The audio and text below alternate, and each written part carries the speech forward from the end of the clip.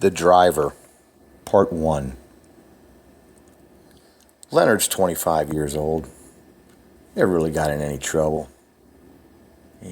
Used to run a little moonshine here and there for his cousins. Run some trips to Georgia, pick it all up, bring it all down. These crazy people in Florida, they love their liquor. That corn liquor up north is just so good. Stuff down here has got just the aftertaste it'll make you sick. We have to add a little too much sugar to it just to make it taste decent. Yeah, Leonard's ready for the stock races. He bought himself a new engine, cleaned it all up, saved him a ton of money. Put it in his race car. He's gonna make him some money the next 2 days and a weekend. He's gonna race. He's gonna get Sundays to figure 8. That's where he's gonna destroy the car but save the engine. That's his plan. Destroying the car will make him win. People love it. They'll be cheering him on. He's definitely gonna win. Part 2.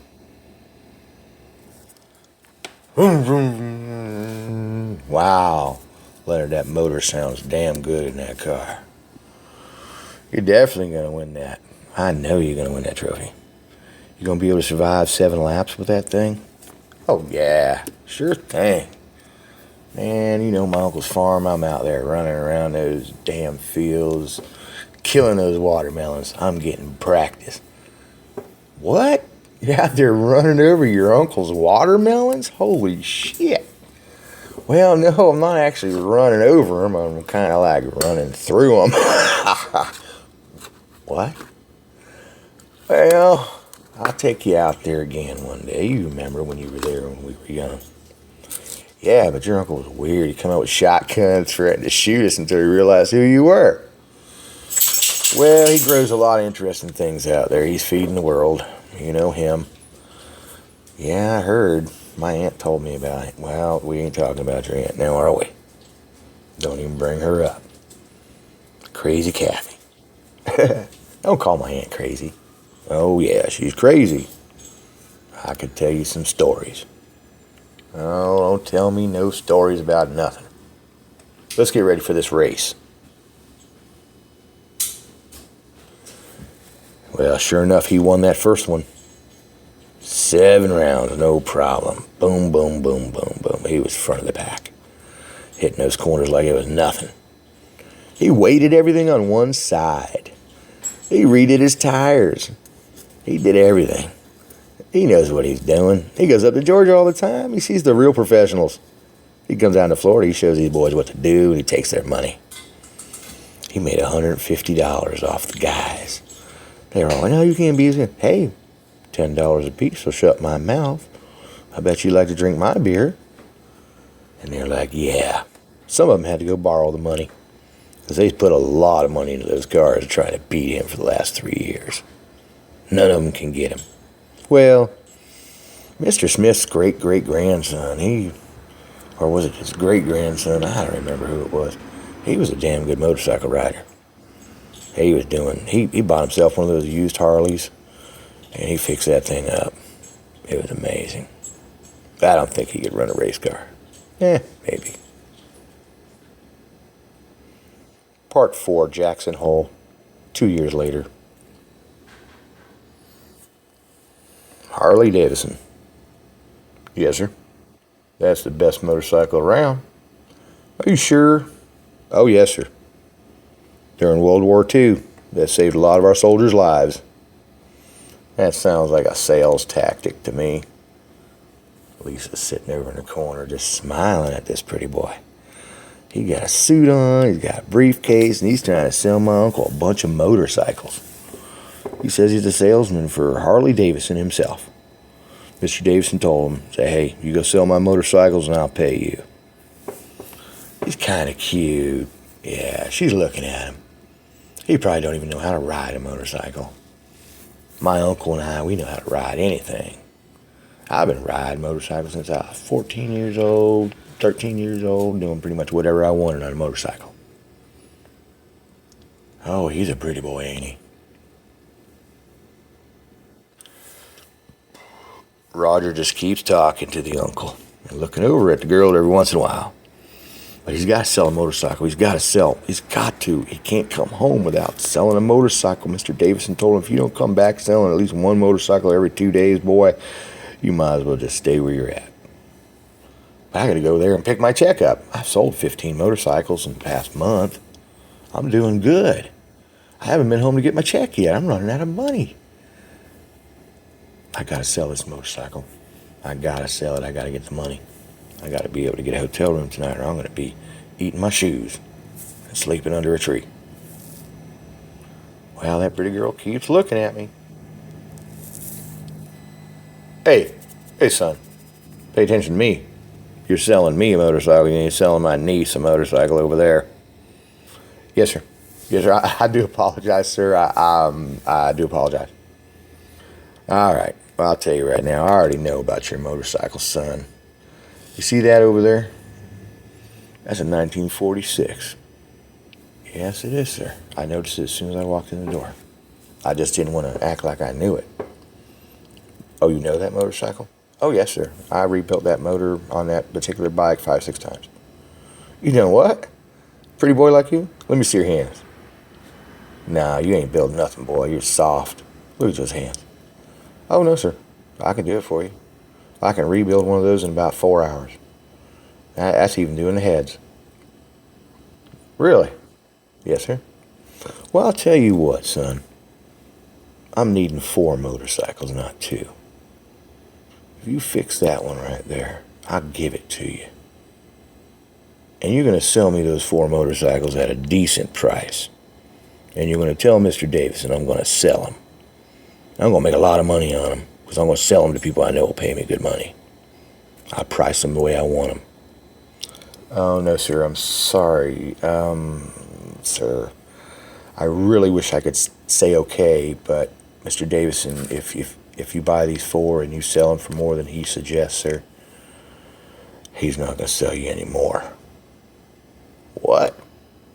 No, sir, he won't sell you anymore, and I'll lose all those sales.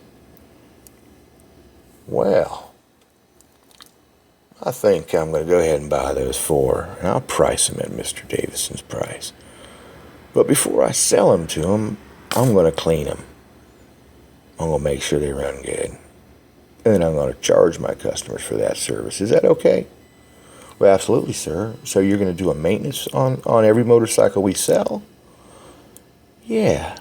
I'm going to make sure the oils are good, make sure the tires are good, make sure they're trained up, know how to ride them.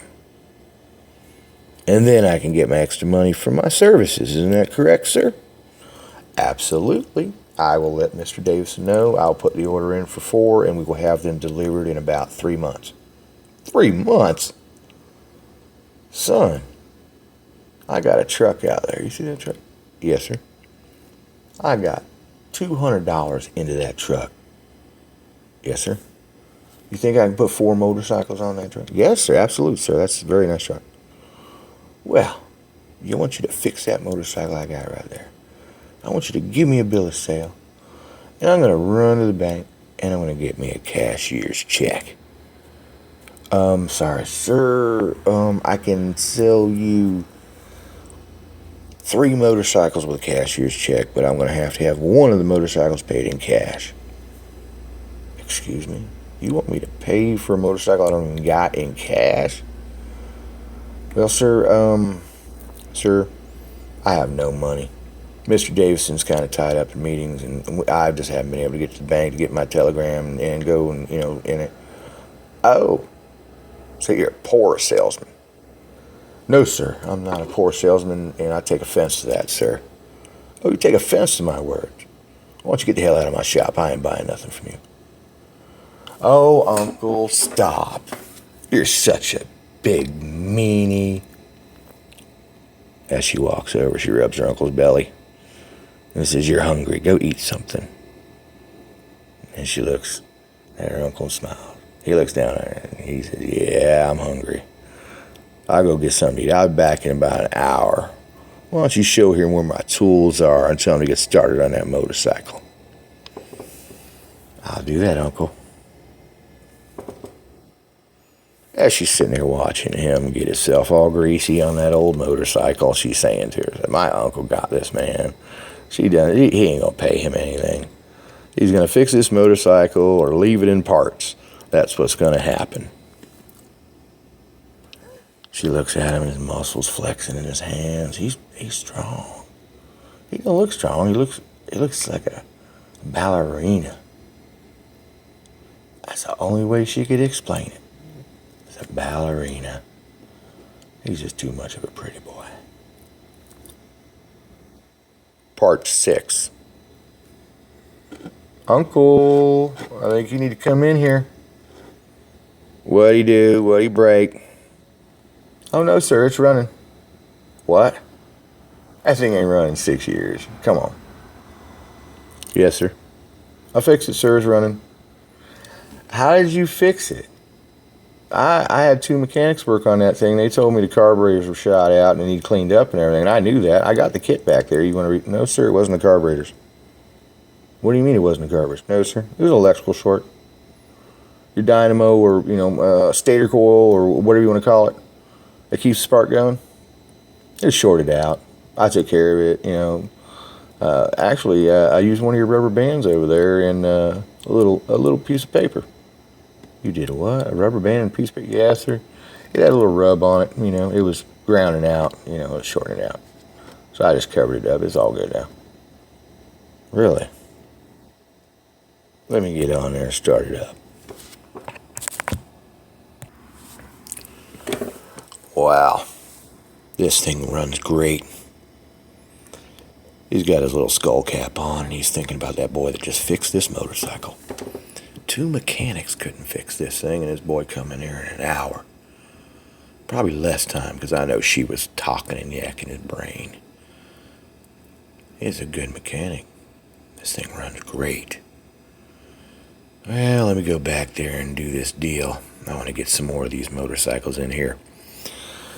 I know all the Ridgman friends. They're going to go ahead and buy me at least 6 or 7 of these things off me. Yeah, some dirt biking boys. I'm going to modify these things, put some big tires on them. I'm going to loosen them up, take all that big chrome off them and sell that stuff separate. I'm going to strip those things down, put some big tires on it. They're going to have some fun with those things.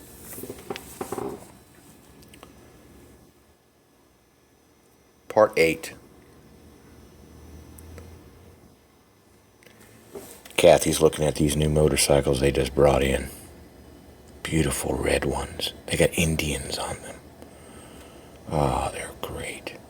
I love them. I want to ride one of those. Hey, Uncle. Yeah, Kathy, what do you need? I want to take out that red one with the double seat. You want to take out the red one with the double seat? Yeah. All right, go ahead, Kathy. You want me to start it for you? Oh, no. I can start it. I can start it, no problem. She gets over and jumps on that big old thing. Uncle's standing back looking at her. Holy crap. That thing's twice her size. It's going to fall on her, break her legs. Her mama's going to kill me. Well, she's doing okay so far. He watches her. Takes her 3, 4 times. And then anything. Just come right up and coughing up. Yeah. It's alive.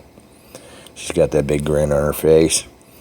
She sets it back, puts her sunglasses on, puts her little hat on, just in case she gets into an accident. And she's gone. She comes back a few hours later. And what a story she's got to